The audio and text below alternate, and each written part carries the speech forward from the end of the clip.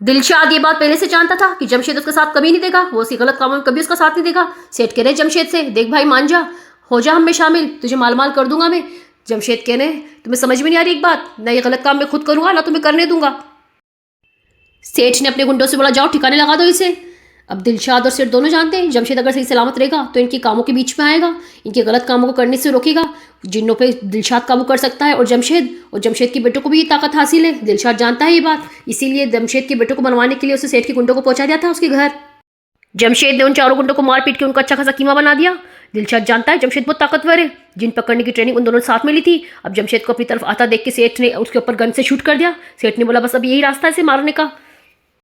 सेठ ने देखा एक गोली लगने से जमशेद को कोई फर्क नहीं पड़ा, वो अब भी आगे बढ़ रहा है इन्हें मारने के लिए। सेठ ने एक और गोली मारी, जमशेद अब भी आगे बढ़ रहा है। सेठ भी सोच रहे हैं यार ये कितना ताकतवर है। सेठ ने एक और गोली मारी, जमशेद पहुंच गया सेठ के पास। अब जमशेद ने सेठ का गला पकड़ लिया।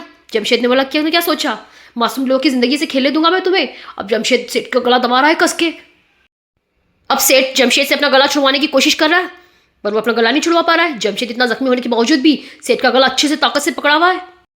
साहिर कॉलेज से घर आ रहा है, रास्ते में उसे एक आदमी मिला, वो लोगों से जमशेद का पता पूछ रहा है। साहिर ने बोला हाँ बोलिए, मैं इन्हीं का बेटा हूँ। उन्होंने बोला भाई मैं बहुत परेशानी में आ गया हूँ, मेरा बेटा अपने दोस्तों के साथ घूमने एक खंडर जगह पर गया था, वहाँ से आने के बाद उसकी हालत बहुत ख़राब हो गई, वो मेरा बेटा लग ही नहीं रहा है, लगता है उसके ऊपर कोई असर हो गया है।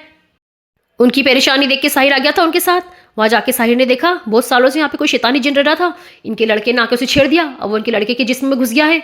अब साहिर अपनी कोशिश कर रहा है इनके बेटे के जिस्म से उस जिन को निकालने की, और साहिर ने उस जिन को निकाल के अपनी बोतल में कैद कर लिया।